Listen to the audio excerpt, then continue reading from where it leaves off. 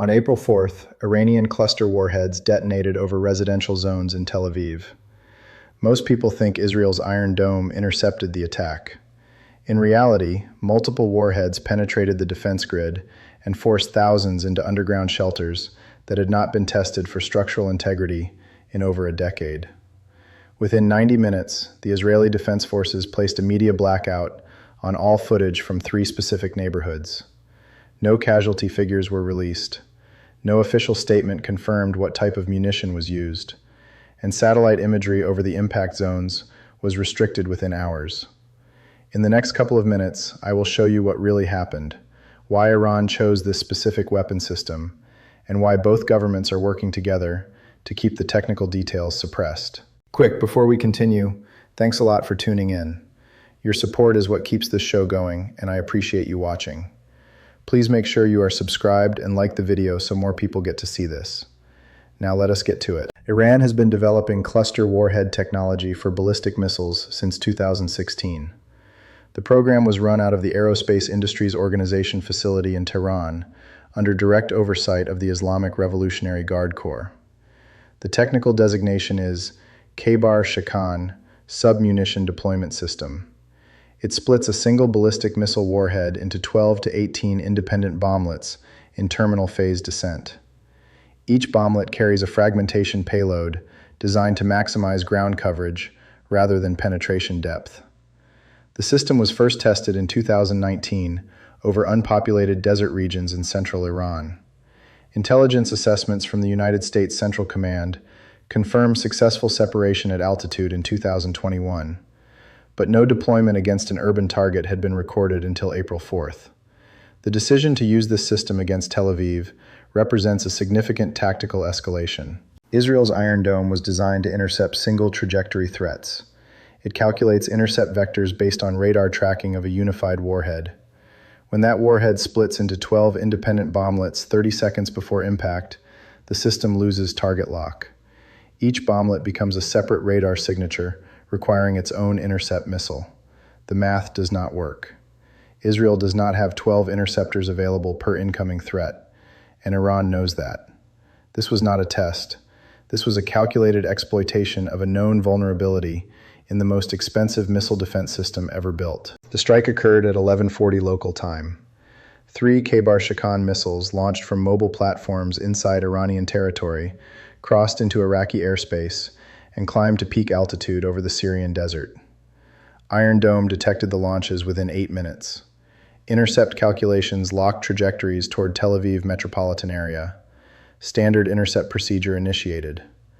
The first 2 missiles were engaged at 70 kilometers altitude and destroyed. The third missile reached terminal descent phase. At 18 kilometers altitude, the warhead casing separated. Radar signatures multiplied. 12 independent bomblets descended over a 600-meter dispersion pattern centered on residential neighborhoods in North Tel Aviv. Iron Dome fired 4 intercept missiles. 3 bomblets were destroyed mid-air. 9 reached ground level. Impact zones included Ramat Aviv, Tsahala, and sections of northern Ramat Gan. Fragmentation patterns covered approximately 14 city blocks. Immediate casualties were not disclosed. Emergency services were deployed to 6 separate locations simultaneously. Civil defense sirens activated across the metropolitan area. Within 20 minutes, the Israeli government issued a shelter-in-place order for all residents within 5 kilometers of the impact zone. Stay with me because here is where the suppression begins. At 12:15, Israeli military censors blocked all social media uploads containing footage from the impact neighborhoods. Verified video from the first 30 minutes shows crowds running toward underground shelters, smoke rising from multiple residential buildings, and emergency vehicles stacked at intersections unable to reach certain streets. By 1300 hours, those videos were scrubbed from major platforms. Journalists on the ground were told access to the affected areas was restricted for security reasons. No timeline for access was provided. Satellite imagery providers, including Maxar and Planet Labs, were contacted by Israeli intelligence and asked to delay publication of updated imagery over Tel Aviv. Google Maps blurred specific sections of the city in real-time updates. Here's what really happened underground. Tel Aviv's public shelter system was constructed in phases between 1991 and 2008. Most shelters are reinforced concrete structures located in basements of residential buildings and designated public facilities. Structural integrity certifications are required every 5 years. According to municipal records obtained through Freedom of Information requests, 63% of shelters in the northern districts have not been recertified since 2018. When thousands of residents entered these shelters simultaneously on April 4th, multiple structural failures occurred. 3 shelters reported ceiling cracks. 1 shelter in Ramat Aviv experienced partial wall collapse.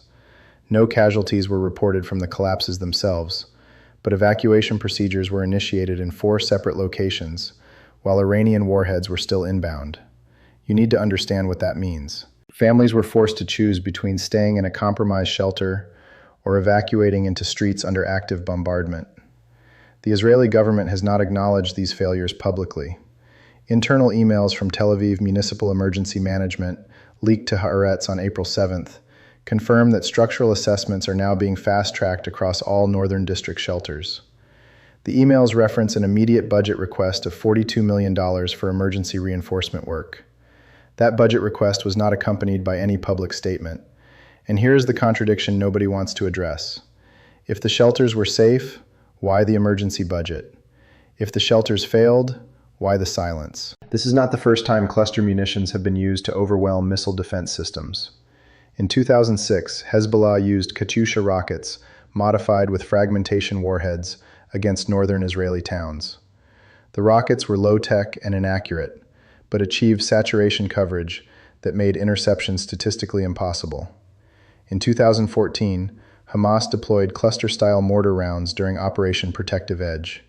Iron Dome was not designed to intercept mortars, and the fragmentation effect caused widespread panic, even when physical casualties were low. The pattern is consistent. Non-state actors and regional militaries have studied Israeli defense systems for 2 decades and identified the same vulnerability. Single-point defense systems cannot handle distributed threats. Iran simply scaled the concept to ballistic missile delivery. The Khaybar-Shikan system is more sophisticated than anything Hezbollah or Hamas deployed. It uses GPS-guided separation to ensure bomblet dispersion occurs at optimal altitude for maximum ground coverage. It is not experimental, it is operational. And the April 4th strike proves it works. Now, towards the end here, I want to show you what this means for civilians on the ground. Footage from private security cameras, published briefly before being taken down, shows families with young children running through streets as fragmentation impacts occurred 2 blocks away. One video shows a mother carrying an infant while pulling a second child by the hand toward a shelter entrance. The shelter door was locked. The building superintendent had not arrived to open it. The family sheltered against an exterior wall for 4 minutes until the impact stopped.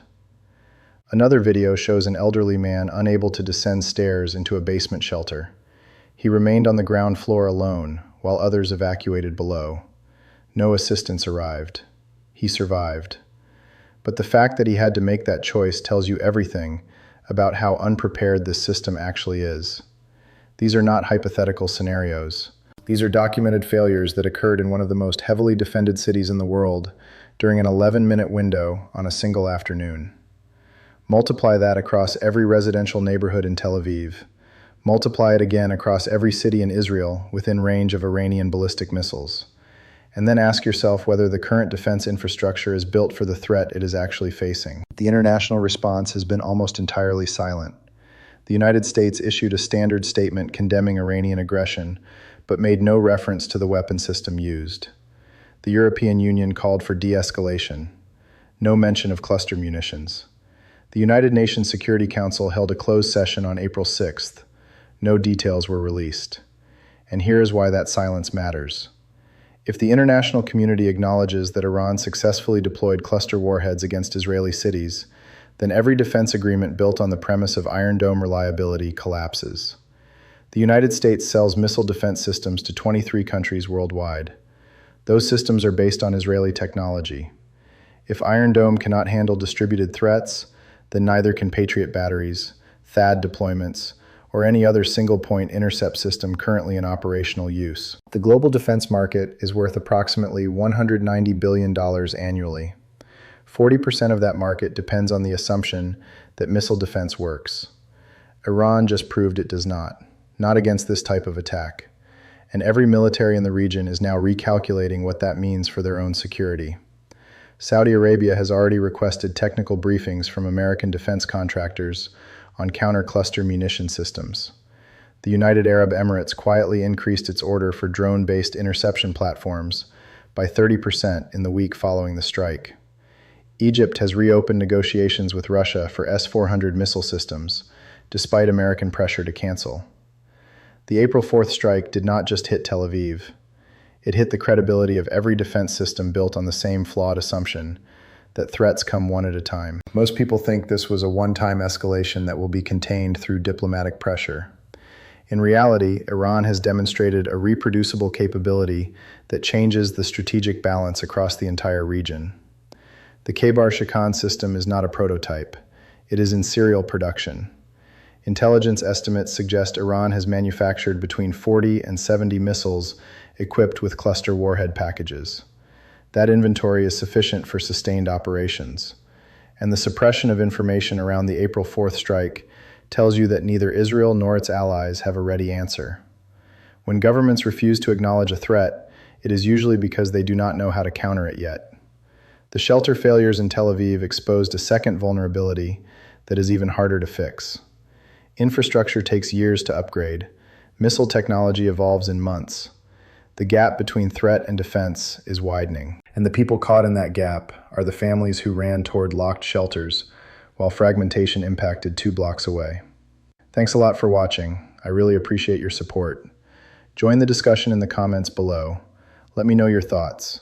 Do you think missile defense systems can adapt fast enough to counter distributed munitions? Or is this the beginning of a permanent shift in how regional conflicts will be fought? And should governments be required to disclose shelter failures, even when it damages public confidence in civil defense infrastructure? Let me know. Please subscribe and like the video if you want to stay updated. And click the video on the screen to see another. I will see you soon. That is not a defensive gap that gets closed with software updates. That is a structural failure in how modern defense is designed. And no amount of suppression will make it go away.